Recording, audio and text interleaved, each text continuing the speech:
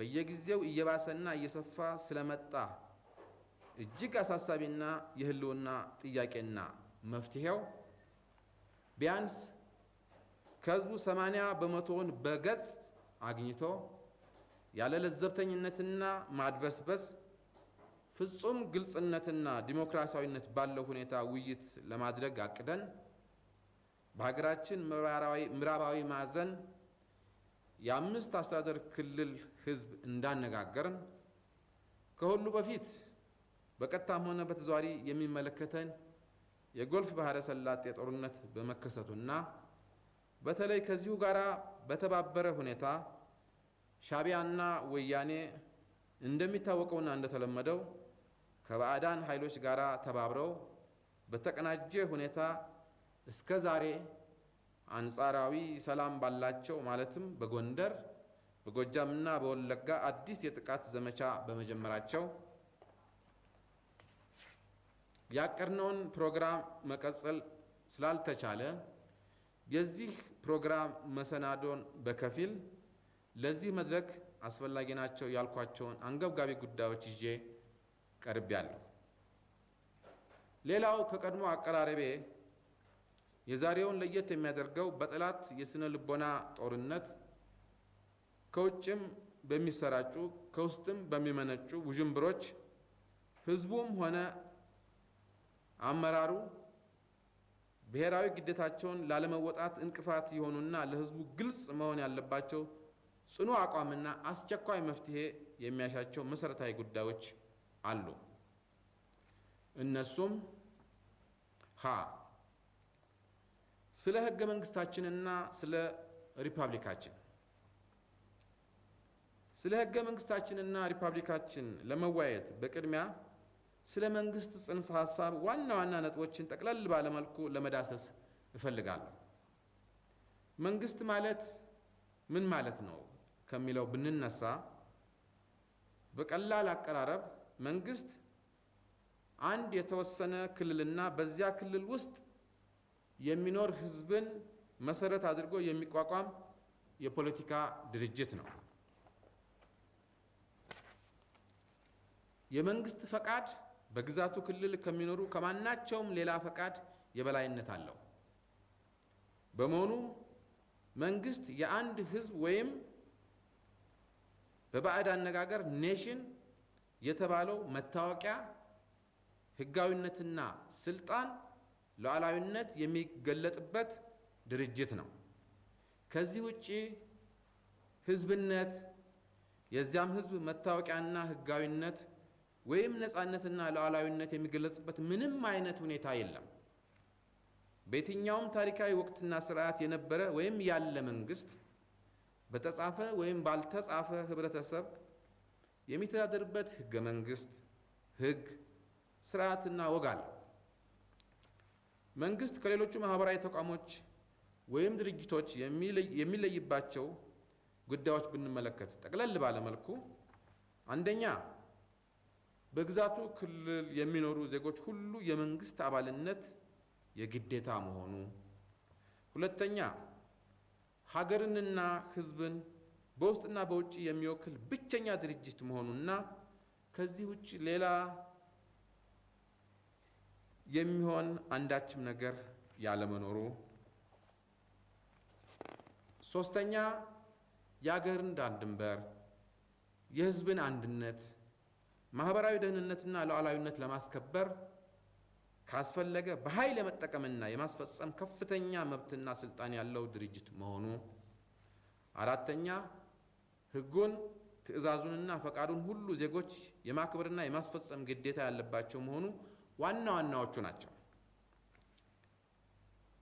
አሁንም እደግማለሁ፣ ከነዚህ ሁኔታዎች ውጪ መንግስት ሀገር፣ ህጋዊነት፣ ነፃነት፣ መብት፣ ህዝብና ሉዓላዊነት የሚኖሩበት ወይም የሚገለጹበት ሁኔታ የለም።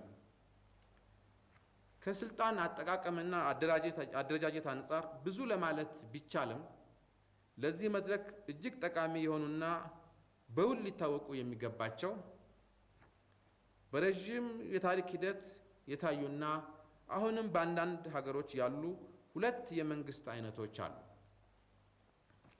አንደኛው ጥንታዊነት፣ ኋላ ቀርነት፣ በሕግ ወይም በሕዝብ የማይዳኝ የማይከሰስ የማይገሰጽ ስልጣን በዘር ወይም በቤተሰብ ቁጥጥር እና ትውልድ የሚሸጋገር ስልጣን የተሰጠን ከሕዝብ ሳይሆን ከፈጣሪ የተሰጠን መለኮታዊ ነን የሚሉ አጼ በኩንዱ ወይም ቄሳራዊ የሚባለው ሲሆን፣ ሁለተኛው ዘመናዊና ዲሞክራሲያዊ መንግስት ሲሆን ይህ መንግስት ከአጠቃላይ የሰው ልጅ የፖለቲካ ባህል መዳበር ጋር በተለያዩ በህዝብ ፍላጎትና እድገት አቅጣጫ ላይ የተመሰረቱ አዳዲስ መግለጫዎችና መርሆች ያሉት መንግስት ነው። ይህንን ካልኩ በኋላ ወደ አዲሱ የኢትዮጵያ ህገ መንግስትና በዚህም ህገ መንግስት ስለተመሰረተው ህዝባዊ ሪፐብሊክ ብንመለስ፣ ህገ መንግስታችን አንደኛ ሀገሪቱ ያሏትን ልዩ ልዩ ባለሙያዎች በማጠናቀርና ህጋዊ ሰውነት ባለው የጥናት አቋም ለ5 ዓመት ያህል የተጠና፣ ሁለተኛ በዘመናችን ዘመናዊ መንግስት ተብለው የሚገመቱትን የምዕራብ፣ የምስራቅ፣ የበለጸጉና ታዳጊ ሀገሮች መንግስታትን የገመገመና ከኢትዮጵያ ህዝብ እድገትና የፖለቲካ ባህል እንዲሁም ከዚህ የሚመነጩ ችግሮችን ያገናዘበ መርሃዊ ንድፍ ቀረበ። የህዝብ ተወካዮች ያረቀቁት፣ ረቂቁን መላው የኢትዮጵያ ህዝብና በውጭም ሀገር ያሉ ዜጎች ሳይቀሩ የተወያዩበትና የተቹበት፣ በህዝብ ትችት ታርሞና ተሻሽሎ እንደገና ወደ ህዝብ ተመልሶ በሚስጥር ድምፅ አሰጣጥ በውሳኔ ህዝብ የጸደቀ እንጂ አንድ ሰው ወይም የተወሰኑ የስልጣን ጥመኞች ወይም ቡድኖች የጫጫሩት እንዳልሆነ ለኢትዮጵያ ህዝብ የሚታወቅ ነው። ሪፐብሊካችን በአወቃቀሩም ሆነ በአባላት ቅምሩ በየክልሉ የህዝብ ብዛትና ሚዛናዊ በሆነ የብሔረሰቦቻችን አይነትና ብዛት ልዩ ልዩ መንፈሳዊ እምነት ተከታዮች መሀይም አዋቂ ሳይባል ከተለያዩ መደቦች ማለትም ከገበሬ እስከ ምሁር በጾታ፣ በእድሜ፣ በስራና በመኖሪያ ክልልና በሙያ የተደራጁትን የብዙሃን ድርጅቶች መለዮ ለባሾች ጥንቃቄ በተሞላው ስሌት ያቃመረ ሪፐብሊክ ሲሆን ይህም ገና ውጥን እንጂ ገና በሀገሪቱ ክልሎች ሁሉ ያልተዋቀረ አንዳንድ ያልተሟሉ ነገሮች ወይም እንከኖች ቢኖሩት በጥናት፣ በሂደት፣ በእድገት በአጠቃላይ በህዝቡ ፍላጎትና እምነት የሚሻሻል መሆኑ ብቻ ሳይሆን ለዚህም ህገ መንግስቱ አመቺ ሁኔታዎችን እና ማስፈጸሚያ አንቀጾች ያሉት ነው። ታዲያ በኢትዮጵያ ታሪክ ለመጀመሪያ ጊዜ ይህንን ማድረጋችን ወንጀል ነው? ይህ ሪፐብሊክ የአንድ ጨቋኝና ገዢ ብሔረሰብ አባላትን ያሰባሰበ ነው? ይህ ሪፐብሊክ ህዝባዊ ሪፐብሊክ ነው ወይስ የወታደራዊ መንግስት ወይም የወታደራዊ ጁንታ? ይሄ ካልሆነ ይህ ህዝብ ለዘመናት ታግሎ በላቡና በደሙ ያቋቋመውን ሪፐብሊክ ያምንበታል? ይታገልለታል? ይህ ጥያቄ በአፋጣኝና በተግባር የኢትዮጵያ ህዝብ መመለስ ያለበት ጥያቄ ነው።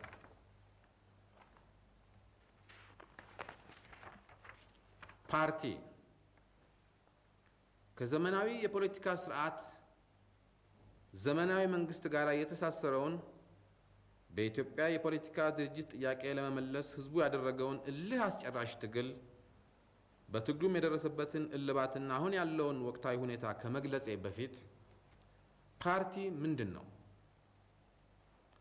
በዓለም የፓርቲ ታሪካዊ አመጣጥና እድገት እንዴት ነው የሚለውን ጠቅለል ባለመልኩ ለመዳሰስ እፈልጋለሁ።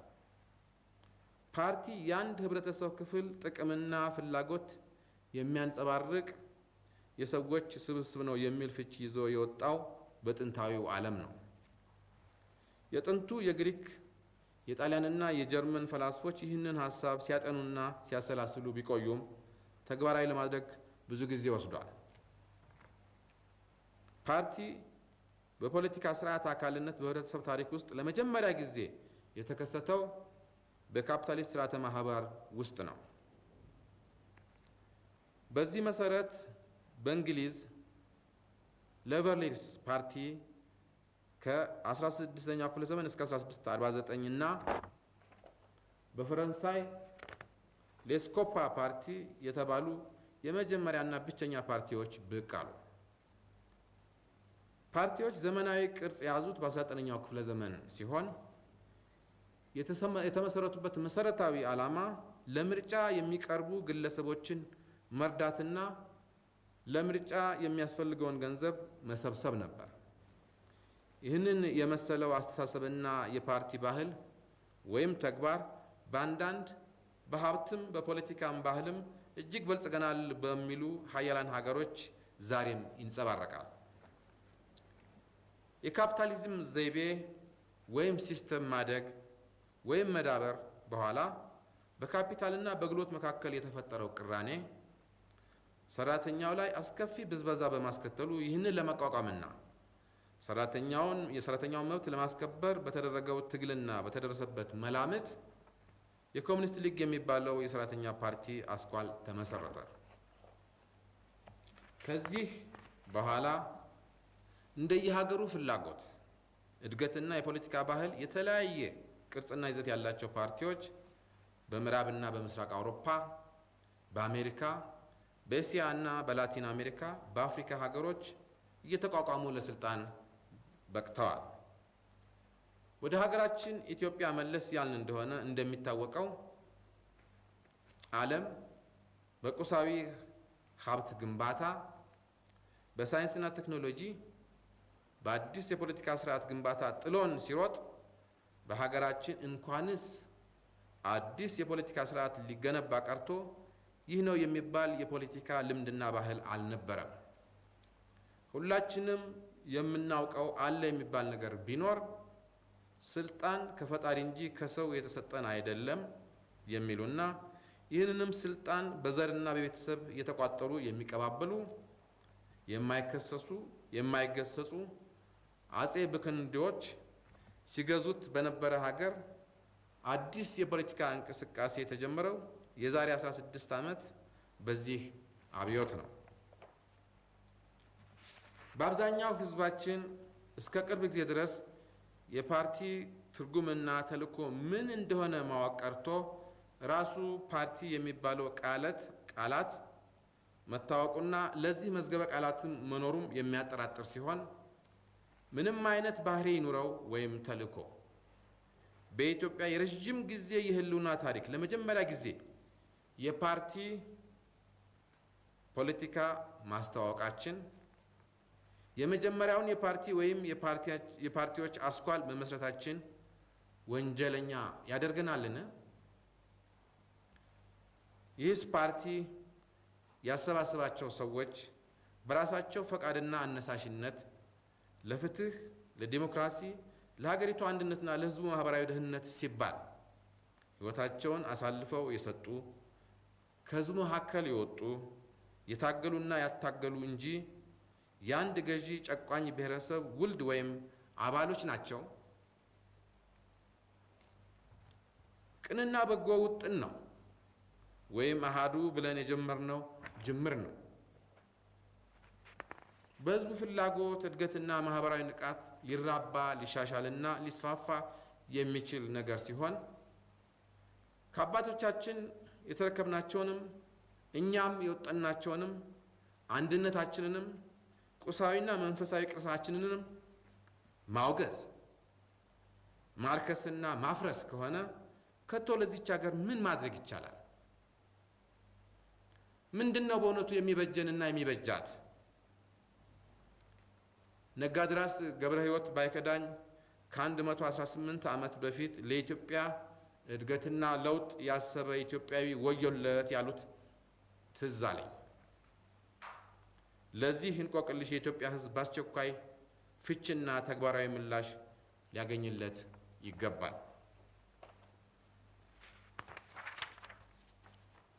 የብሔረሰቦቻችንን ጉዳይ በተመለከተ በቅድሚያ ይታወቃል ብዬ የማምነው የትኛውም ብሔረሰብ ወይም የየትኛውም ሃይማኖት ተወካይ ወይም ደግሞ የሚወክል ሳልሆን መላውን ኢትዮጵያ የሚወክል ኢትዮጵያዊ ነኝ።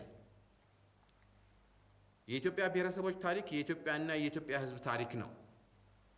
የኢትዮጵያና የኢትዮጵያም ሕዝብ ታሪክ የኢትዮጵያ ብሔረሰቦች ሁሉ ታሪክ ነው። ይህንን አስመልክቶ እጅግ የሚያሳዝንና እጅግ የሚያስቆጭ ነገር ቢኖር በዓለም የረጅም ጊዜ ህልውናና ረጅም ታሪክ ያለው ሕዝብ በታሪኩ እርዝማኔ መጠን የተፈራረቁበት የውጭ ወራሪዎች የጥንታዊ ስልጣኔ ውጤቶቹንና የታሪክ ማስረጃ ቅርሶቹን ስላቃጠሏቸው፣ ስላወደሟቸው፣ ስላፈረሷቸውና ስለዘረፏቸው ከውጭ ወራሪዎችም ጥቃት ባሻገር መሳፍንትና መኳንንት በስልጣን ሽኩቻ እና በጎጠኝነት ስሜት በሃይማኖት ግጭት አንዱ የአንዱን ክልል በወረረና በተቆጣጠረ ጊዜ ሁሉ ለጋራ ታሪካቸው ቅርስ ካላቸው ግምትና ኋላ ቀር ስሜት የተነሳ ተመሳሳይ ጥፋት በማድረስ ከዚህ በላይ ለታሪክ ዘገባና ለታሪክ ቅርስ እንክብካቤ ህዝቡም ሆነ በየጊዜው የተፈራረቁ ነገስታት ለዚህ ታላቅ ጉዳይ ተገቢውን ትኩረት ባለመስጠት የኢትዮጵያ ህዝብ ታሪክ በከፊል እንኳን ተመዝግቧል ወይም ይታወቃል ብሎ ለማመን በጣም የሚያስቸግር ነው።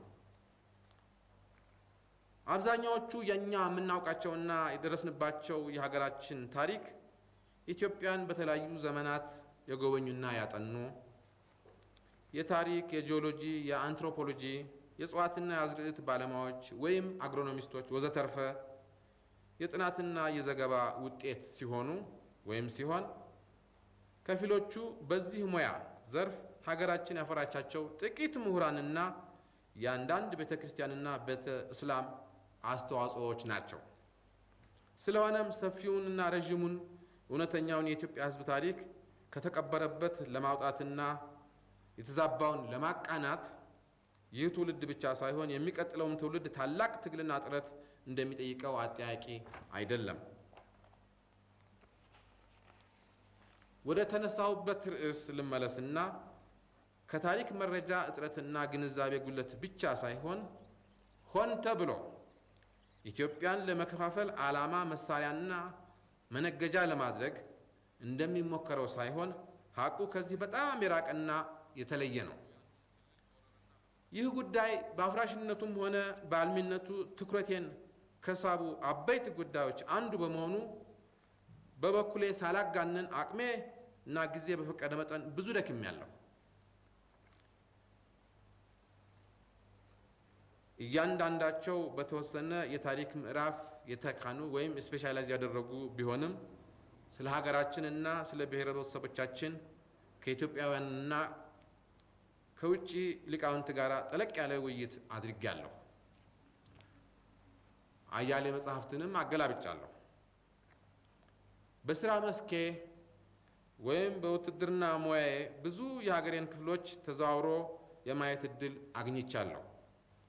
በተለይም በድህረ አብዮት ባጋጠመኝ እድል ከኢትዮጵያ የታሪክ ስፍራዎችና ልዩ ልዩ ክልሎች ያልረገጥኩት መሬት ስለሌለ ብዙ የእድሜ ባለጸጋ የሆኑ ከተለያዩ የሀገሪቱ ብሔረሰቦች የሚወለዱ አረጋውያንን በሰፊው አነጋግሬያለሁ።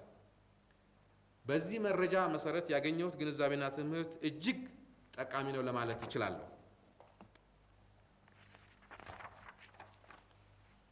የኢትዮጵያ ብሔረሰቦች በሀገሪቱ ረዥም የህልውና ታሪክ በዘላን ህይወትና በግጦሽ ፍለጋ፣ በንግድ ወይም በገበያ ፍለጋ፣ በድርቅ፣ በወራሪ በሽታና በአንበጣ መንጋ ጥቃት፣ በተለያዩ ማዕዘናት የውጭ ጠላት ሲገባ አንዱ አንዱን ለመርዳት ወይም በእርስ በርስ ጦርነት፣ አብዛኛውን ጊዜ የኢትዮጵያ መንበረ መንግስት በአንድ ቦታ የረጋ ስላልነበረ ሲዘዋወር የሁሉም ብሔረሰቦች አባል የነበሩ የመንግስቱ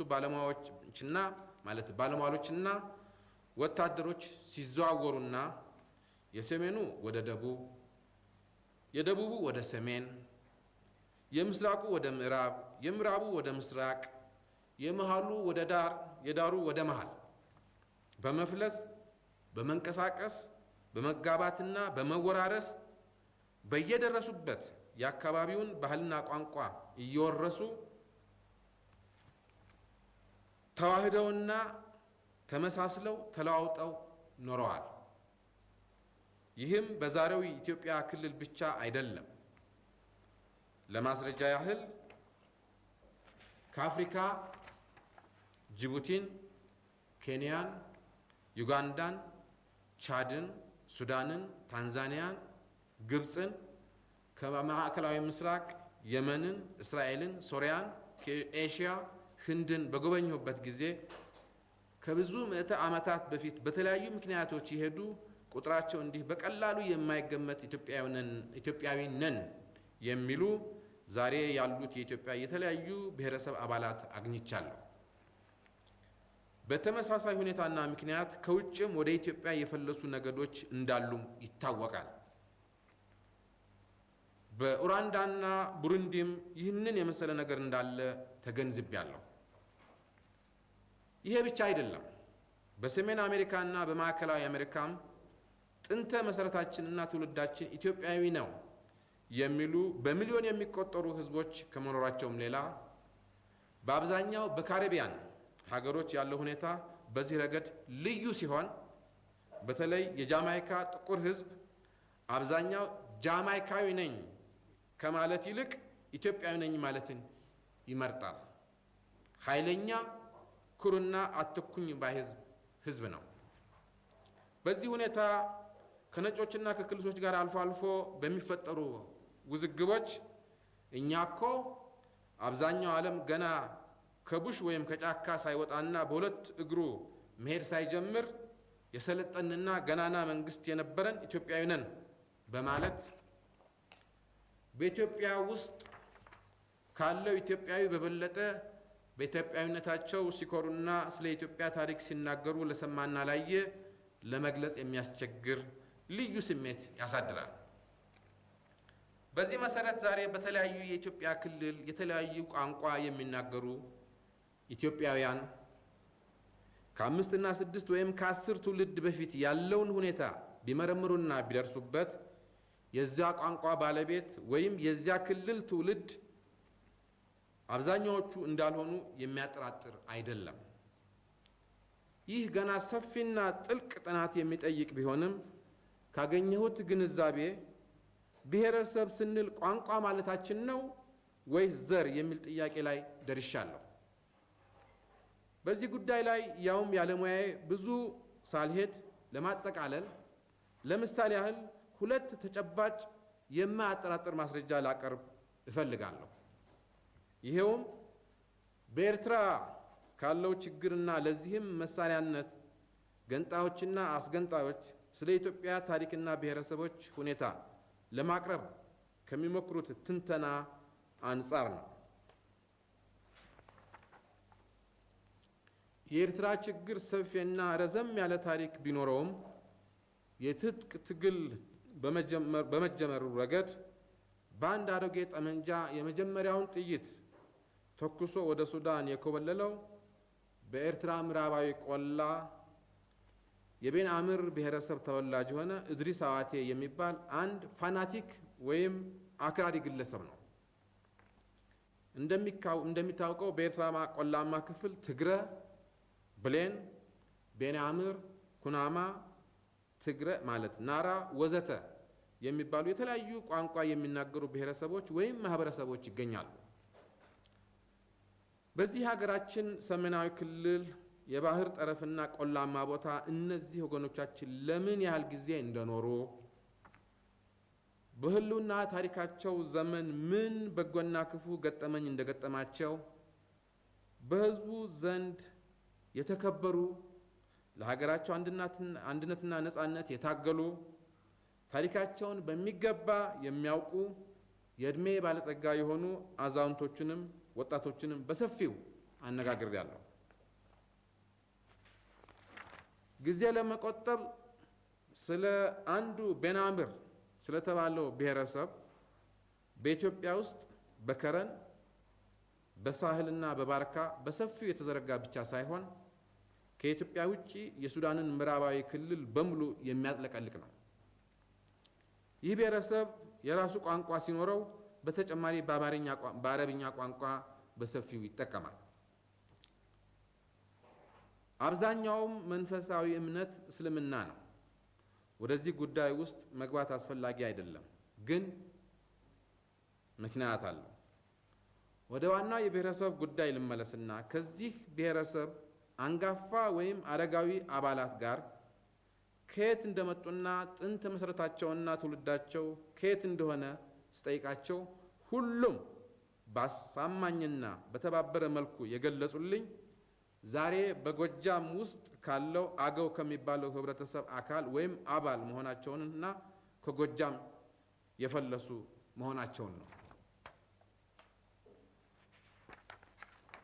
የቤናምርን ብሔረሰብ ማንነትና ለአያሌ ዘመናት ለሀገር ዳር ድንበር ለኢትዮጵያዊ ነጻነትና አንድነት ያደረገውን ተጋድሎ በጽሁፍ ከመዘርዘር ባሻገር የኢትዮጵያ አንድነት ለዘላለም ተከብሮ እንዲኖር ለዚህ ትውልድ አደራና ቋሚ የታሪክ ማስረጃ በሚል ከዚህ ብሔረሰብ የተውጣጡ ከክልሉ የተወከሉ አረጋውያን እዚሁ አዲስ አበባ መጥተው ለምዕተ ዓመታት ከውጭ ወራሪዎች ጋር የተፋለሙበትንና የሚገርመው ደግሞ ለምዕተ ዓመታት በታሪክ ማስረጃነቱ ተንከባክበው ያቆዩትን መሳሪያ ሰጥተውኛል።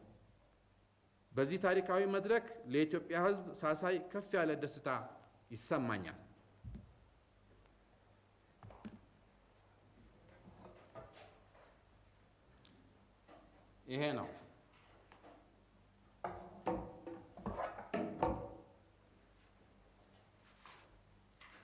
ይሄ ነው ዘመኑን ታሪኩን ሁሉ የያዘ ያቀፈ ሰይፍ ነው። እጅግ እጹብ ድንቅ የሆነ የታሪክ ማስረጃ ነው።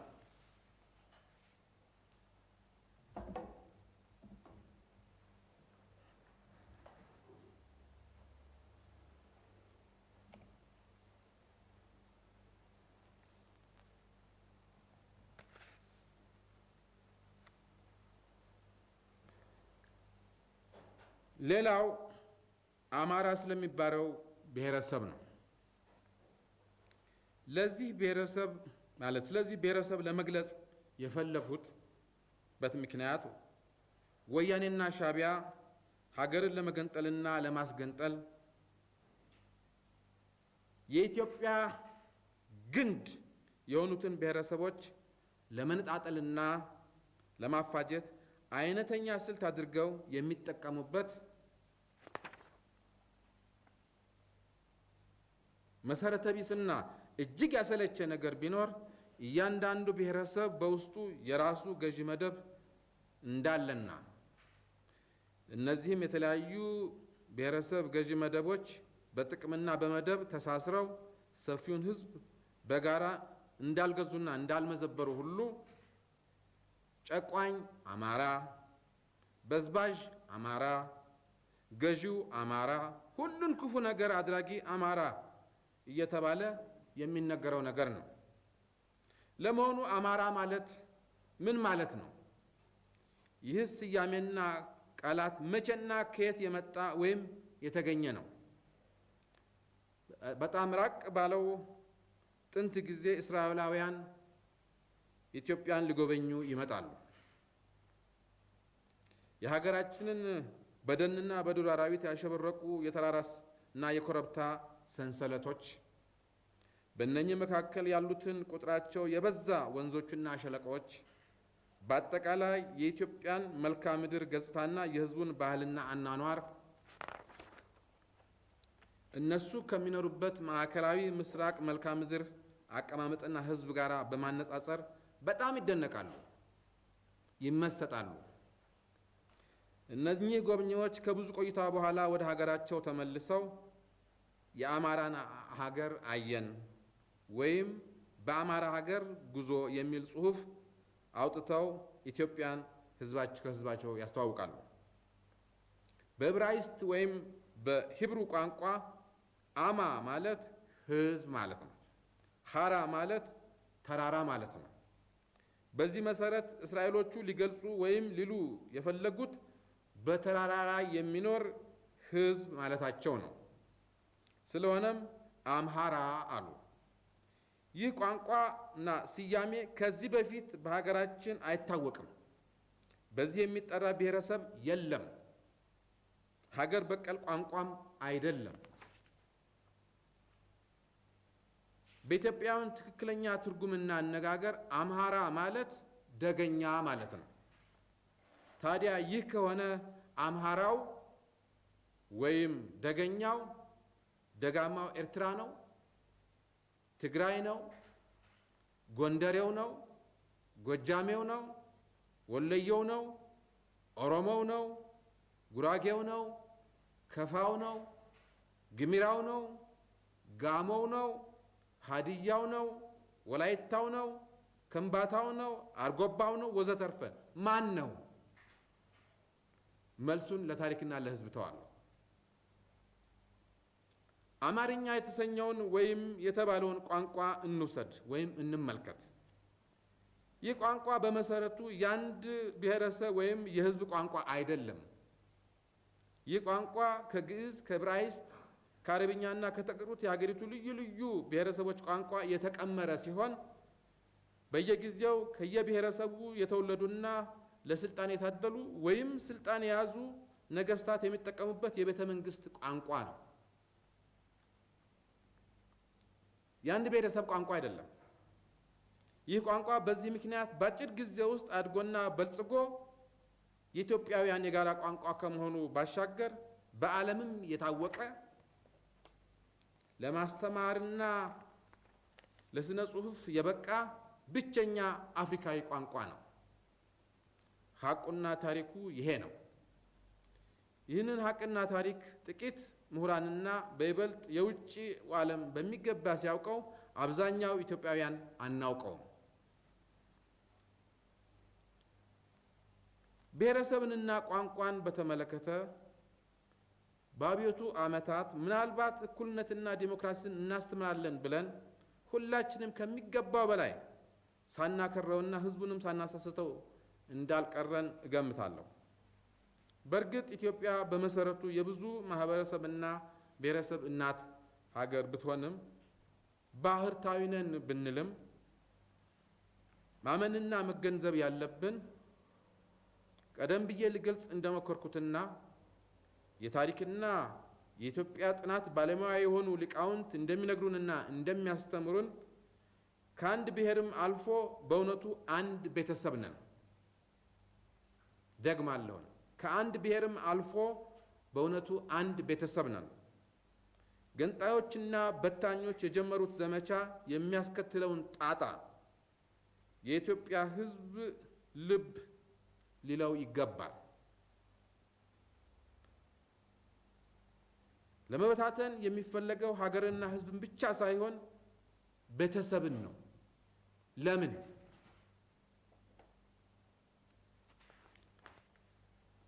ሀቅና እውነተኛ ታሪክን ያለማወቅ ኃጢአት አይደለም፣ አለማወቅ ነው። በዚህ ሰውን መኮነን ያስቸግራል። ግን ውሸት፣ በታኝና አፍራሽ ታሪክ መፍጠር ግን ምን ማለት ነው? መፍጠርስ ከተፈለገ ወይም ካስፈለገ ለምን በጎውን፣ ገንቢውን፣ ሰብሳቢውን ነገር አንፈጥርም? ለዚህም ነው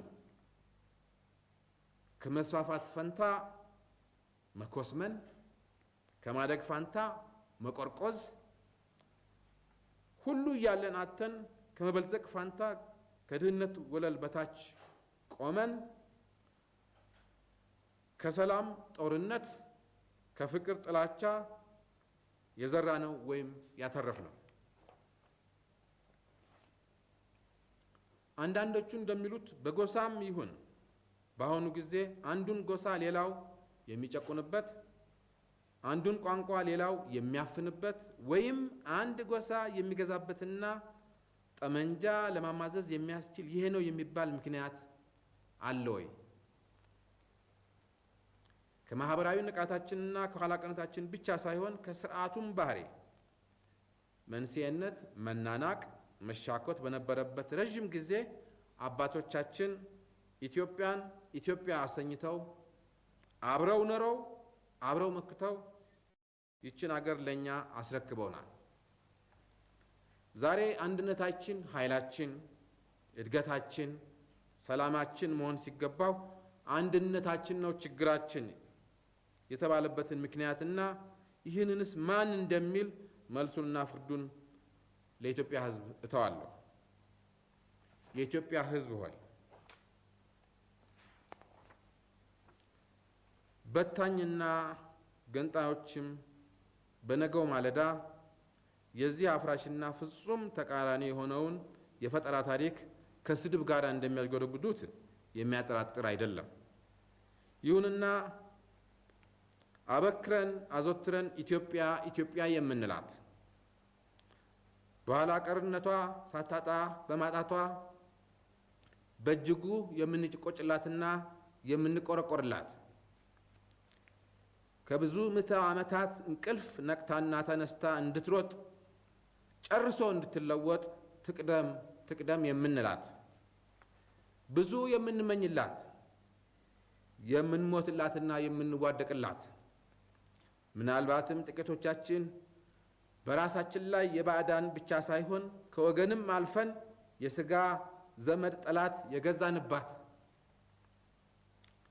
ስለተወለድንባት ስላደግንባት ብቻ ሳይሆን እሷ አድጋልን እሷ ተጠቅማ እንጠቀማለን በማለት የራሳችንን ፍላጎት ከሷ እድገት ጋር አጣምረን አይተን ሳይሆን በእያንዳንዳችን ሕሊናና ልቦና ጠንካራ ፍቅሯን የሰረጸብን ልዩ ሁኔታ አለ። ለእኛ ኢትዮጵያ ማለት ለመለያና ለመጠሪያ ያህል የሚያገለግል የሀገር ስም አይደለም። ለእኛ ኢትዮጵያ ማለት በተፈጥሮ ሀብትና ልምላሜዋ በጣም የታደለች አለባበስ ኩል ወይም ሜካፕ የጎደላት ግን እጅግ ውብና እጅግ ቆንጆ ፍቅሯ የማይጠገብ ገና ወጣትና ድንግል እናት ነች። ኢትዮጵያ አትንኩኝ፣ አትድፈሩኝ ባይ ለዳር ድንበራቸውና ለአንድነታቸው ለክብራቸው ለአርማቸውና ለዓላማቸው ታጋይ የሆኑ ማንንም የማይፈሩ ለማንም የማይበገሩ የጀግኖች ሀገር ናት። ኢትዮጵያ የተባለችው ሀገርና ኢትዮጵያዊ የተባለው ሕዝብ ህልውና ከተመሰረተ እጅግ ረዥም ምዕተ ዓመታት ተቆጥረዋል። ኢትዮጵያ በዚህ የዓለም ክልል ማለትም በምስራቅ አፍሪካና በአባይ ሰሐራዊ ክልል ከቀይ ባህር ባሻገርም ከደቡብ አረቢያ እስከ ማደጋስካር ድረስ ከዛሬቱ ኢትዮጵያ ግዛት ክልል እጅግ የሰፋች ብቻ ሳይሆን በሰው ዘር ምንጭነት፣ በሃይማኖት፣ በስነ መንግስትና በስነ ጽሑፍ፣ በስልጣኔ ቀደምትነት፣ በጦር ኃይሏ፣ በነፋሻ የአየር ንብረቷ፣ ድንበር ዘለል በሆኑ ታላላቅ ወንዞቿ፣ እጅግ ስትራቴጂካዊ በሆኑ የባህር በሮቿ ብቻ ሳይሆን የባህር ግዛቶቿ ጭምር በዓለም ሀያላን ከነበሩት ጥቂት ሀገሮች አንዷ ነበረች። ይህንን ስል ኢትዮጵያ በዓለም መንግስታት ማህበርና በአፍሪካ አንድነት ድርጅት ቻርተር ፍጹም ተገዢ እንደመሆኗ መጠን የግዛት አለኝታ ጥያቄ ለማቅረብና የመስፋፋት ስሜት ለመግለጽ ሳይሆን ኢትዮጵያ የምትባለው ሀገርና ኢትዮጵያዊ የተባለው ሰው ታሪክ ሐቁን ለዛሬው ትውልድ ወገኔ ለማስታወስ ብቻ ነው። ከጂኦፖለቲካ አኳያ ኢትዮጵያ በአፍሪካ ቀንድ የምትገኝ የቀይ ባህር፣ የአባይ ሸለቆ፣ የአዋሽ፣ የዋይ ሸበሌና የገናሌ፣ የተከዜ፣ የኦሞና የባሮ ወዘተ ባለቤት በመሆኗ በመሃሏ ተራሮች የተንሰራፉባት እርጥበት ያልተለያት ለአካባቢው በረሃማ ሀገሮች የህይወት መድህን የሆነች ሀገር በመሆኗ ይህንን የተመለከቱ በቀጥታና በእጃዙር ዝንተ ዓለም አይነተኛ ተግባራቸው አድርገው ሲታገሏትና ሲገዘግዟት የዚች ሀገር ተወላጅ የዚህ ሁሉ ጸጋ የዚህ ሁሉ ረጅም አኩሪና ገናና ታሪክ ባለቤት የሆኑ ልጆቿ ሌላው ቢቀር ወይም ሌላ ማድረግ ባንችል ቢያንስ እችን የቀረችውን ድንበራችንን ከአባቶች የተረከብነውን ነፃነታችንን አንድነትና ሉዓላዊነታችንን ጠብቀንና አስጠብቀን ለተከታዩ ትውልድ ለማስረከብ ከተስፋፊዎች ከእድገትና ከአንድነቷ ጸሮች ጋር መታገላችን ጦረኛ ጸረ ሰላም ሊያሰኘንና ወንጀለኛ ሊያደርገን ይገባል። ከጥንት ጀምሮ የአካባቢው መንግስታትና ባህሎች ሲነሱና ሲከስሙ የኢትዮጵያ ስሟ ግዛቷና ሉዓላዊነቷ ሳይከስምና ለዚህ ማለት ለብዙ ጊዜ ሳይደፈር ተጠብቆ መኖሩ ህዝቦቿ በእነዚህ ሁሉ ሁኔታዎች ውስጥ ልዩ ባህሪና ህልውና ያለው ታሪክና ባህል ለመፍጠር አስችሏቸዋል። ይህ በጥቁር ዓለም አቻና ወደር የሌለው ያላቋረጠ ገናና አስደናቂ ልዩ ባህልና ታሪክ ሌላ የኢትዮጵያ መልክዓ ምድራዊ ሁኔታ ራሱ በሁሉም ብሔረሰቦቿና በተከታታይ ትውልዶቿ ለአንድነትና ለእናት ሀገር ጽኑ ፍቅር መስረጽ ጠንካራ መሰረት ፈጥሯል። በየትኛውም ጊዜ በየትኛውም ቦታና ክልል ከየትኛውም ብሔረሰብ የወጡት አመራሮች በየዘመኑ ጊዜው በፈጠረው ሁኔታ የገጠማቸውን ፈተና ከመላው ህዝብ ጋር በመወጣት ወይም በማለፍ ለኢትዮጵያ ህዝብ ውህደትን፣ አንድነት፣ ለኢትዮጵያዊነት ስሜትና ፍጹምነት በወታደራዊ ባህል አደረጃጀት ከፍተኛ አስተዋጽኦ ያደረጉ ሲሆን ከ17ኛው እስከ 19ኛው ክፍለ ዘመን በተከሰተው ወይንም በተፈጠረው የማዕከላዊ መንግስት ድክመት በየክልሉ ኃላፊነት ላይ የነበሩ በጎጠኝነት ስሜት የተወጠሩ ለግል ጥቅማቸው ያደሩና ከባዕዳን የተመሳጠሩ ከ100 ዓመት ላላነሰ ጊዜ ህዝቡን ከፋፍለው የሀገር ፍቅርና ብሔራዊ ስሜቱን ሸርሽረው ሀገሪቱ በየማዕዘኑ ለባዕዳን ወረራ እንድትጋለጥና እንድትጋለጥ በማድረግና በማዳከም ታላቋ ኢትዮጵያ ያሰኛት ሰፊ ግዛቷ ወይ ማለት ግዛቷ አሸብሽቦ ገናና ስሟ ከስሞ አሁን ያለችበትን ሁኔታ ይዛ እንድትቀር በታሪኳ ለመጀመሪያ ጊዜ እጅግ የተዳከመችበትና የተወጠረችበት ህዝቡም በከፍተኛ ሰቆቃ ላይ የወደቀበት ጊዜ ነበረ። በ18ኛው ክፍለ ዘመን አጋማሽ በአጼ ቴዎድሮስ ጥረት ጎጠኞችን በማንበርከክና መሳፍንታዊ ትርምስን በማስቀረት ህዝቡ ብሔራዊ ስሜት እንዲታደስና ሰላማዊ ኑሮ እንዲመሰርት ለኢትዮጵያ አንድነትና እድገት የሚበጅ ጠንካራ ማዕከላዊ መንግስት በመመስረት ያሰቡት ሰፊ እቅድ ሁሉ ዳግም በጎጠኞች ሴራ ቢከሽፍም ቢያንስ የዛሬቱን ኢትዮጵያ ለማቆየትና ለተከታዮቻቸው ጥርጊያ መንገድ በመክፈታቸው በኢትዮጵያ የአንድነት ኃይሎች ህሊና ምንጊዜም የማይረሱ አርአያና ለሀገሪቱም ታላቅ ባለውለታና ጀግና መሪ ናቸው። ሆኖም የዘመነ መሳፍንት ጠንቅ ታላቋን ገናናዋን ኢትዮጵያን ማዳከምና ለባዕዳን ወራሪዎች አጋልጦ አካሏንም ማኮስመን ብቻ ሳይሆን ምጽዋን፣ ዘይላንና ታጁራን የመሳሰሉትን የባህር በር አልባ በማድረግ እድገቷን አቆርቁዞ የኋላ ቀር ያደረጋት ብቻ ሳይሆን የባህር በሮቿንና ጠረፎቿን በመንደርደሪያነት በመቆናጠጥ ቅኝ ገዢዎች ያላሰለሰ ጥቃት፣ ሽንፈትና ብሎም ጠቅላላ ወረራ ተዳርጋ በዚህ አይነት ሂደት ኩሩና ቆፍጣናው የኢትዮጵያ ሕዝብ በባዕዳን ባህል ተበከለ። ራሱን አስተዳዳሪና በራሱ የሚተማመነው ሕዝብ የባዕዳን ጥገኛና ለማኝ ሆነ። ኩራቱ፣ ብሔራዊ ስሜቱ ደፈረሰ። ዛሬ ይህ ትውልድ ይህንን ሁሉ ችግር ወረሰ። ዛሬም ለሰላማችን፣ ለማህበራዊ ደህንነታችን፣ ለአንድነታችን ጸር መሆን ብቻ ሳይሆን ለህልውናችንም አሳሳቢ የሆኑ ፈተናዎች ገጥመውናል። ዛሬም የመስፋፋት ፍላጎትና የመሬት ጥያቄ አለብን። ዛሬም የህልውና ማለት የውሃና የለም አፈር ጥያቄ አለብን። ዛሬም የእጅ አዙር ጦርነት፣ የባህል ወረራና የስነ-ልቦና ሰለባ ዘመቻ አለብን።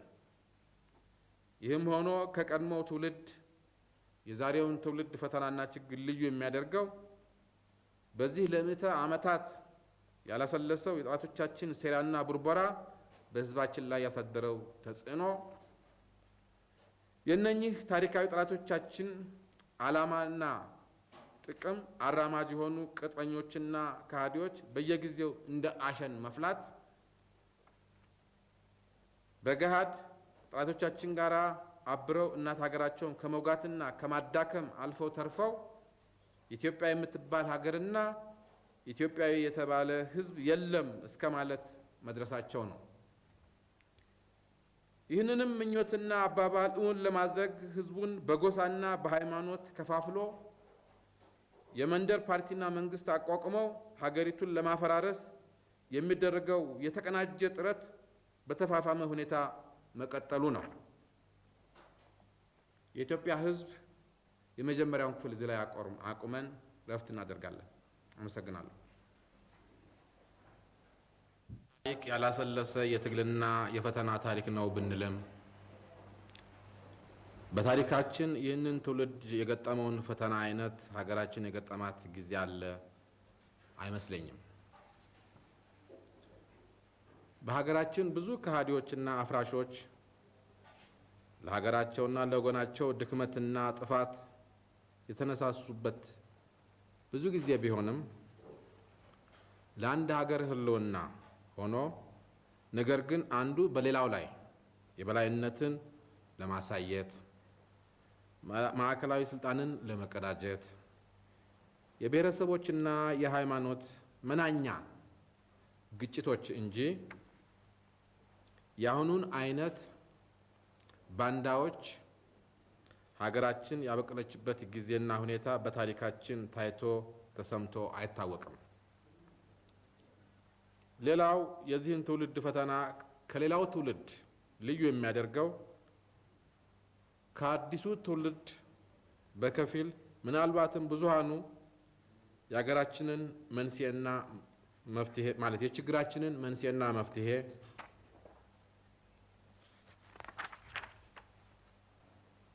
የባንዶቹንና እነሱንም የሚያስታጥቋቸውንና የሚመሯቸውን ጠላቶቻችንን አድማና ዓላማ በሚገባ የተገነዘብነውና ለአጸፋው ተገቢ መልስና ትግል የተዘጋጀን አይመስለኝም። የኢትዮጵያ አብዮታውያን ኢትዮጵያ ትቅደም ብለን በመነሳት ከህዝቡ ጋር ስንንቀሳቀስ የኢትዮጵያን የውስጥ ጠላቶችና የውጭ ጠላቶች ፍላጎት በመተንበይ ሳይሆን ለ30 ዓመት ያህል ማንነታቸውንና ገላጭ የሆነውን ተግባራቸውን በዓይናችን ስለተመለከት የመራራው ግንባር ቀደም ትግል ገፈት ቀማሽ ስለሆንና ከዚህም ወዴት የሚለውን ዓላማቸውን በውል ስለተረዳን ነው። ስለሆነም የኛ ዋና አይነተኛ ዓላማ ለጠላቶቻችን መግቢያ ቀዳዳ መሳሪያና መጠቀሚያ የሆኑትን ድክመቶቻችንን ማለትም የሃይማኖት፣ የጎሳ፣ የጾታ ልዩነትና አድሎን በዚህም ማለት የዚህም ውጤት የሆኑትን የአካባቢ ኋላቀር ስሜትን፣ ገደብና ልጓም ያጣ የግላዊና የጊዜያዊ ጥቅምና ነዋይ አምልኮትን፣ ገጦኝነትን በማስወገድ አንዱ ለሁሉ ሁሉ ለእያንዳንዱ የሚል ማህበራዊ ንቃተ ህሊናው፣ ብሔራዊ ሀገር ፍቅር ስሜቱ የዳበረና የተጠናከረ፣ የአመለካከት አድማሱ የሰፋ፣ የጠላቶቹን ዓላማ ስትራቴጂና ስልት በሚገባ የተገነዘበ፣ አንድነት ኃይልና እድገት የህልውና፣ የሰላም፣ የማህበራዊ ደህንነት መሰረት ወይም ዋስትና መሆኑን የተረዳ፣ በገጠርም በከተማም የተሰባሰበ፣ የነቃ፣ የተደራጀ፣ የታጠቀ፣ ለማንም ለምንም የማይበገር ታላቅ ህዝብና ሀገር ለመገንባት ነበር። ከመሻሻል ፋንታ እየተባባሱና እየተወራረሱ መጥተው በአብዮቱ መቃረቢያ ዓመታት ኢትዮጵያ በዓለም አቀፍ ደረጃ በሀገራዊ ደረጃ በምትኖርበት ንዑስ አህጉራዊ ክልል በብሔራዊ ክልሏ ዓለም ኢትዮጵያ አበቃላት እስከ ማለት ያደረሰውን አሁን ከሚታየው ሁኔታ ያላነሰ የኢትዮጵያ የውጭ ግንኙነት በፖለቲካ፣ በኢኮኖሚና በማህበራዊ ዘርፎች በአንድነቷ፣ ለማህበራዊ ደህንነቷ፣ በአጠቃላይ ህልውናዋ ላይ የተቃጣውን ወሳኝና እጅግ አሳሳቢ አደጋ ለአንድ አፍታ መለስ ብለን እናስታውስ። ኢትዮጵያ በረዥሙ የህልውና ታሪኳ እስከ አብዮቱ ፍንዳታ የውጭ ግንኙነት ቀውሶች እየተፈራረቁና እየተለዋወጡ የገጠሟት ከባድ ችግሮች፣ እነኚህም ሁኔታዎች ያሳደሩባት ተጽዕኖዎች፣ በዚህ ሁኔታ አስገዳጅነት የተሰለፈችበት ጎራና የተጫወተችውን ሚና በመጠኑም ቢሆን ለወቅቱ ሁኔታ ያደረገውን አስተዋጽኦ መዳሰሱ ጠቃሚ ይመስለኛል። ቀደም ብዬ ልገልጽ እንደሞከርኩት ኢትዮጵያ የምትገኝበት የአፍሪካ ቀንድና የማዕከላዊ ምስራቅ ክልል የሰው ዘር ማለት በሰው ዘር፣ በሃይማኖት፣ በጥንታዊ ስልጣኔ ምንጭነቱ ቀዳሚ ከመሆኑ ሌላ በዓለም አቀፍ ስትራቴጂካዊ አቀማመጡ ዛሬ ብቻ ሳይሆን ጥንትም የጦርነት፣ የእምነትና የፖለቲካ ውዝግብ ክልል መሆኑ ይታወቃል። በዚህ መሰረት ግዛትና ባህልን ለማስፋፋት ከተደረገው ትግል ባሻገር ባህሮችንና ጅረቶችንም ለመቆጣጠር በቅድመ ቅኝ ግዛትም በክልሉ ባሉ ሀገሮች መካከል ኢትዮጵያን ጨምሮ የተካሄደው ትግል ያላቋረጠ እንደነበረ ብዙና ተጨባጭ የታሪክ ማስረጃ ማቅረብ ይቻላል። በዚህ ሁኔታ ውስጥ ኢትዮጵያ በተለይ የሁሉም ትኩረትና ጉልህ ኢላማ ስለነበረች የአካባቢውን ተስፋፊዎችና የአውሮፓን ቅኝ ገዢዎች በፈረቃ ለመከላከል ሲቻላት ሁሉንም ለመከላከል አቅሙ ሲሳናትና ስትገደድ አንዱን በመደለል አንዱን ከሌላው ለማታገል ያላሰለሰ የፖለቲካም የመሳሪያም ትግል አድርጋለች። በዚህ የጂኦፖለቲካ ሁኔታና ከኢትዮጵያ ፊውዳላዊና ከዘውድ አገዛዝ ባህሪያት የተነሳ ከምዕራቡ ዓለም ጋር የጠበቀ የውጭ ግንኙነት ከማድረግ የተሻለ አማራጭ አልነበራትም።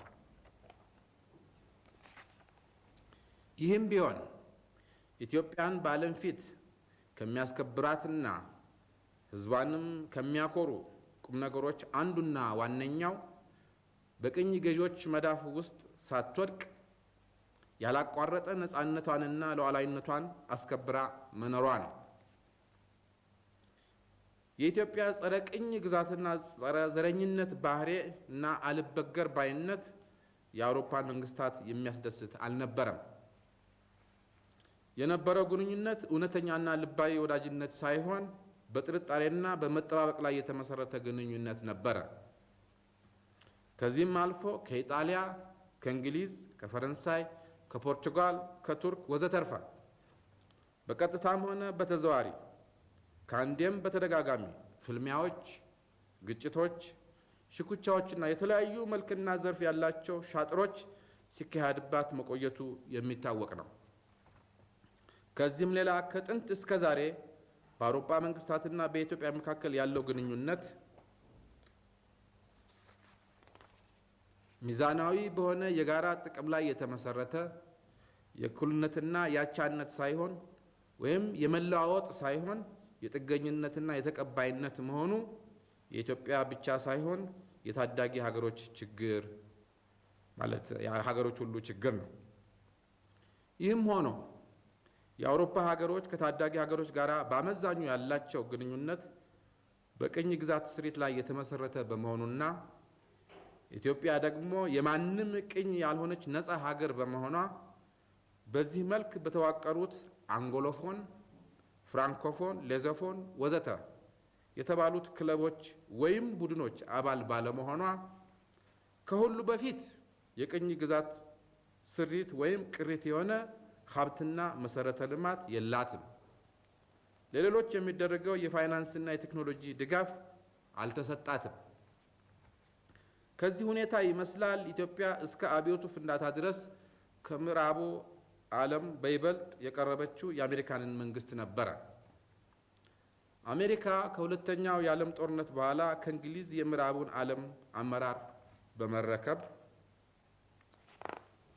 በሁለተኛው የዓለም ጦርነት የደቀቀውን የምዕራብ አውሮፓ ኢኮኖሚ ማርሻል በተባለው የኢኮኖሚ ፕላን ለመደጎም ኔቶ በመባል የሚታወቀውን በሷ መሪነት የሚመራውን ግዙፍ የምዕራብ ሀገሮች የመከላከያ ጎራ ለማቋቋም እንደ ኮሪያ፣ ቪየትናም፣ ካምፑቺያ የእርስ በርስ ጦርነቱ ውስጥ ጣልቃ ገብታ በመዘፈቅ ከመወጠሯና ከመባከኗ የተነሳ ብቻ ሳይሆን በሌላው ዓለም ላይ ያላትን ትኩረት ወይም ደግሞ ኢንተረስት ያህል ለአፍሪካ ስለሌላት ከስም ከተወሰኑ ኢትዮጵያውያንን ከማሰልጠንና እጅግ መናኛ ከሆነ የመከላከያ ድጋፍ በስተቀረ ኢትዮጵያ ከችግሯ አንጻር የጠበቀችውን አላገኘችም። ለዚህ ድጋፍ ክፍያ ወይም ካሳ ኢትዮጵያ በኤርትራ ለአሜሪካ ወታደራዊ ቤዝ ወይም መደብ መስጠት ተገዳ ነበር። ኢትዮጵያ የገለልተኛ ሀገሮች መስራች አባልና የድርጅቱ መርህ ግንባር ቀደም አቀንቃኝ ነኝ እያለች ለኔቶ ወታደራዊ ጎራ ቤዝ መስጠቷ የውጭ ፖሊሲዋ ተቃራኒ ተግባር ከመሆኑ ባሻገር በሐቀኛ ገለልተኛ አባል ሀገሮች ዘንድ ግምት ውስጥ ጥለዋታል። ዘመኑ የአፍሪካ ብሔራዊ የአንድነት ንቅናቄ እጅግ የተፋፋመበት ወቅት ነበር።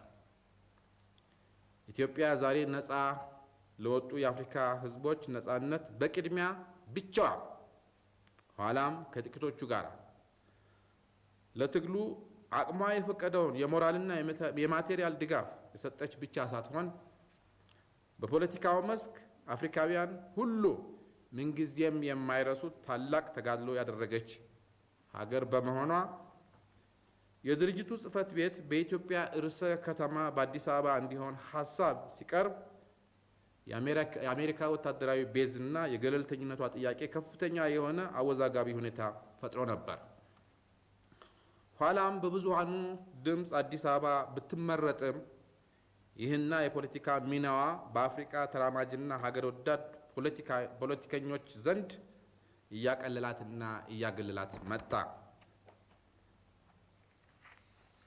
የኤርትራ ወታደራዊ ቤዝ የአሜሪካ ቡችላና የኔቶ ተቀጥላ ናት የሚል ስም አሰጥቷት በጊዜው ከነበረው የማዕከላዊ ምስራቅ ሁኔታ ጋራ ወይም ከአረብና እስራኤል ጦርነት ጋራ ተጣምሮ ከቀድሞው የግብፅ አመራር ከቀድሞው የሶማሊያ አመራርና ከሱዳን ቀስቀሳ ጋራ ታክሎ ጥንቱንም አብዛኛዎቹ ለኛ በጎ አመለካከት የሌላቸው ብቻ ሳይሆን መላውን አረብና የዘይት ባለሀብቶች አሰለፈብን።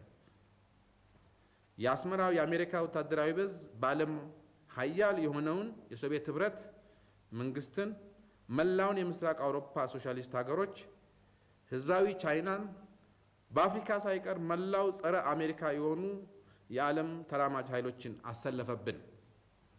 በዚህ መሰረት በወቅቱ እኛን በመጻረር የሩቅም የቅርብም ጎረቤት ሀገሮች ማለትም ሶማሊያ፣ ሱዳን፣ ግብፅ፣ ኢራቅ፣ ሶሪያ፣ አልጄሪያ፣ ሊቢያና የመን ከሶሻሊስቱ ዓለም በአጠቃላይና ከሶቪየት ኅብረት በተለይ በመወዳጀታቸው በአይነቱም በመጠኑም ከአቅማቸው በላይ የሆነ ዘመናዊ የጦር መሳሪያ እስከ አፍንጫቸው ታጠቁ። በኤርትራ፣ በሐረርጌ፣ በባሌና በሲዳሞ እነዚሁ የታሪክ ጠላቶቻችን ያደራጇቸው የውስጥ በርባሪዎችና ገንጣዮች ከተመሳሳይ ምንጭ የአየር ኃይል ብቻ ሲቀራቸው እስከ አፍንጫቸው ታጠቁ። በዚህ ጊዜ ውስጥ አሰሱም ገሰሱም ተቆጥሮ ጠቅላላው የኢትዮጵያ የጦር ኃይል 40 ሺህ የማይሞላ ነበር። ይህንን በመሰለው ከበባና ቡርበራ ኢትዮጵያ ተቀስፋ ሳለ ለዚህ ሁሉ ችግርና በኢትዮጵያ ቆዳ ስፋት በአንጻራዊ ሁኔታ ነፍስ ያለው የሚባል የምድር ጦር ቢኖር የምስራቁ 3ኛው የሰሜኑ 2ኛው እግረኛ ክፍለ ጦሮች ሲሆኑ የተቀረው የንጉሱ ጋሻ ጃግሬ ወይም የክብር ዘበኛ ብቻ ነው ማለት ይቻላል።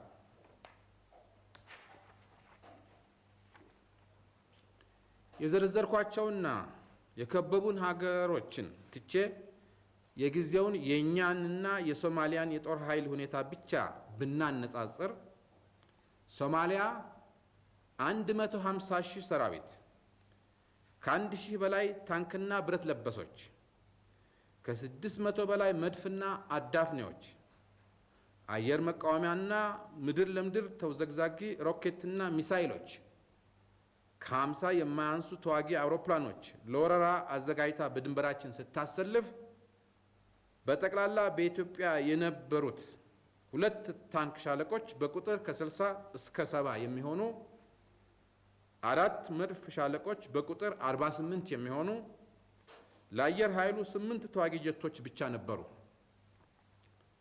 እስከ አብዮቱ አጥቢያ ለ15 ዓመታት ባላሰለሰው የድንበር ጦርነት ከሰሜን ገንጣዮችና በየክልሉ ከሚንቀሳቀሱ ሰርጎ ገቦች ጋር ሲካሄድ በነበረው ትግል ሀገሩን ለመከላከል የረገፈውን የኢትዮጵያ ሰራዊት ቁጥር ወደፊት ታሪክ ይገልጸዋል። እንዲህ በቀላሉ የሚቆጠር አይደለም።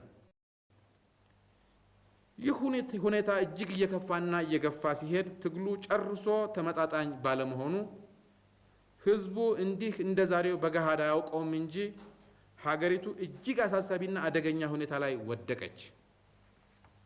እናቶች፣ አባቶች፣ እህቶችና ወንድሞች፣ ጓዶች፣ እውነቱን ለመናገር በዚህ ወቅት ከሙያ መስካችን ከምንከፍለው መራራ መስዋዕትነት አንጻር የጦር ኃይል አባሎች ቀዳሚውና አበይት ትኩረታችን በሀገር ውስጥ ፖለቲካ ሳይሆን ለሀገሪቱ አንድነትና ለድንበሯ መከበር ነበር። በተገኘው አጋጣሚና መድረክ እድል ሁሉ ይህንን ይሉናል፣ ይህንን ያደርጉናል ሳንል በድፍረት ንጉሱንና የሀገሪቱን ከፍተኛ ባለስልጣኖች ኢትዮጵያ ከመዋረዷና ከመገነጣጠሏ በፊት ከጠላት ጋር የተመጣጠነ ትጥቅ አስታጥቆን ወይም የፖለቲካ መፍትሄ ፈልጉ ብለን ስለወተወትን ለችግሩ ተገቢውን መፍትሄ ከመሻት ፈንታ አንዳንዶቻችንን በጥቁር መዝገብ መመዝገብ፣ ማሳደድና ማሰርም ተጀመረ። ከሌላው አያሌ ለአብዮቱ መንስኤ ምክንያት ከሆኑ ጉዳዮች ጋር ተዳምሮ መለዮ ለባሹን በአብዮቱ በመጀመሪያ ረድፍ ያሰለፈው ጉዳይ ይሄ ሲሆን ከአካባቢው ሁኔታና ከዓለም አቀፋዊ ሁኔታ ተጽዕኖና ጥቃት ይህም ካስከተለው እና ሀገሪቱ ከወደቀችበት አዘቅት ለማውጣት ምን መደረግ አለበት የሚለው ጥያቄ ለጦር ኃይሎች አብዮታዊ ደርግ አጣዳፊና አንገብጋቢ ጥያቄ ስለነበረ ለእነዚህ ጥያቄዎች የተሰጠውን መልስ ወይም የተደረሰባቸው ውሳኔዎች የሚከተሉት ሲሆኑ ወደ ውሳኔዎቹ ከማምራቴ በፊት አስቸኳይና መሰረታዊ መፍትሄ ያሻቸዋል ተብለው የተተኮረባቸውን ጉዳዮች በቅድሚያ መግለጽ እፈልጋለሁ። ሶቪየት ህብረት በተለይና ሶሻሊስት ጎራው በአጠቃላይ ኢትዮጵያ የምትመራበትን ስርዓትና የምታራምደውን የውጭ ግንኙነት በመጥላት በመቃወም ወይም በመጻረር ለበቀል የሚወስዱትን እርምጃና የሚያደርሱብንን ጥቃት እንዴት መግታት ይቻላል? ከሶሻሊስቱ ጎራ ውጪ ግን በሶሻሊስቱ ጎራ እየተረዱና እየተባበሩ የከበቡንና በጽኑ የሚያጠቁንን ሀገሮች አቋም እንዴት ማስለወጥ ይቻላል? የኢትዮጵያን 1/5 መሬት አለኝታዬ የምትለውን ሶማሊያን ያስታጠቁ እንደመሆናቸው መጠን በኢትዮጵያና በሶማሊያ መካከል ያለው ድንበር ውዝግብ በጦርነት ሳይሆን በሰላማዊ ድርድር እንዲፈታና ብሎም መልካም ጉርብትና ይሰፍን ዘንድ የሶቪየት ህብረት እንዴት ልትረዳንና ምን አይነት ሚና ልትጫወት ትችላለች? የሱዳን መንግስት እስካሁን እኛ የምናውቀው የመሬት አለኝታ ወይም ጥያቄ ባይኖረውም የጥላቶቻችን መረማመጃና የወንበዴዎች መደራጃ ሆኖ የሚያደርስብን ጥቃት ዋናውና የመጀመሪያው ነው።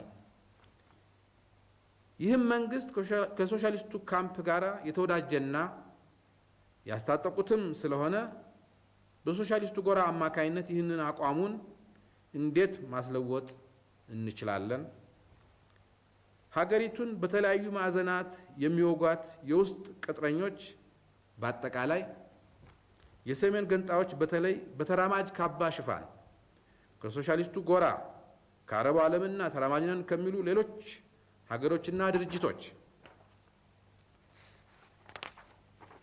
የመሳሪያ የልዩ ልዩ ቁሳቁስ የሞራልና የዲፕሎማሲ ድጋፍ በገፍ ስለሚያገኙ ይህንን እንዴት መግታት እንችላለን? ገንጣዮች ነን የሚሉት እውነት ከሆነ ማለትም የሚወጉትና የሚቃወሙት ሀገሪቱ የምትከተለውን ስርዓትና በኤርትራ የሚገኘውን የአሜሪካን ወታደራዊ ቤዝ ከሆነ ከሁሉ በፊት ይህንን ያህል የምንጠቃበት ወታደራዊ ቤዝ ሌላ ነገር ሳይሆን ጊዜው ያለፈበት በሳተላይት መገናኛ የተተካ የመገናኛ ቤዝ ስለነበረ አሜሪካኖች ከዚያ እንዲነሱ ወይም እንዲነቅሉ ማድረግ አይቻልም ወይ? ከዚህ በተረፈ ተራማጅ ነኝ የሚል እንቅስቃሴ ተራማጅ ኢትዮጵያን ሊወጋ ስለማይችል የሰሜኑ ችግር በዚህ አይነት ሊቃለልና ብሎም ሊወገድ አይችልም ወይ? በአመዛኙ በኢትዮጵያ ላይ የሚሰነዘረው ጥቃት ከአረቡ ዓለም ስለሆነ የዚህም መንስኤ እንደሚባለው ከሆነ የፍልስጤም ጉዳይ ከሆነ ይህንን ቅራኔ ቢቻል ለማስወገድ ባይቻል ለማለዘብ በፍልስጤም ጉዳይ ላይ ኢትዮጵያ ምን አይነት አቋም መውሰድ አለባት? በጅቡቲ የነጻነት ጥያቄ ላይ ኢትዮጵያ ምን አቋም መውሰድ አለባት? በሶሻሊስቱ ጎራ ማለትም በቻይናና በሶቪየት መካከል ባለው ቅራኔ ውስጥ እንዳንገባ በዚህ ረገድ ምን አይነት አቋም መውሰድ አለብን? የአሜሪካኖችን ወታደራዊ ቤዝ ከአስመራ ስናስወጣ ከሶሻሊስቱና ከተራማጁ ዓለም ስንቀራረብ አሜሪካ የምዕራቡ ዓለምና ሌሎችም ምዕራብ ዘመም የሆኑ ሀገሮች ሁሉ ሌላ ተመሳሳይ ምናልባትም በዚህች በቆሰለችና በደማች ሀገር ላይ የባሰ ጉዳት ሊያደርሱ ስለሚችሉ እስከ ዛሬ የሚደርስብንን በደልና ጥቃት ተገንዝበው ባይረዱንም ቢያንስ እንዳይበድሉንና መግባባት እንዳይጠፋ እንዴት አድርገን ማስረዳትና በዚህ የምስራቅና የምዕራብ የከረረ ቅራኔ ውስጥ እንዳንገባ ምን አቋም መውሰድ አለብን? በአጠቃላይ ከነዚህ ትንተናዎችና መሰረታዊ የውጭ ግንኙነቶች በላይ ወሳኝ የሀገራችን ሕዝብና ውስጣዊ ቅራኔዎችን ማስወገድ በመሆኑ በኢትዮጵያ ሁሉንም የሚያሰባስብና አንድ የሚያደርግ እኩልነት፣ ሰብአዊነት፣ ፍትህ፣ ሰላም፣ ዴሞክራሲ እንዲሰፍንና የተፋጠነ የእድገት እርምጃ ለመራመድ በአስቸኳይ ሀገራችን ራሷን ለማስቻል በዓለም ፊት እውነተኛ ገለልተኛ ሆና ጥንታዊ ታላቅነቷንና ግርማ ሞገሷን መልሶ ለማላበስ ምን አይነት ስርዓት እንከተል? በምን አይነት ርዕዮተ ዓለም እንመራ? ይህ ለውጥ ለሌላ ላልታሰበ የእርስ በርስ ግጭትና አደጋ እንዳያጋልጥና አንዳች ደም መፋሰስ እንዳያስከትል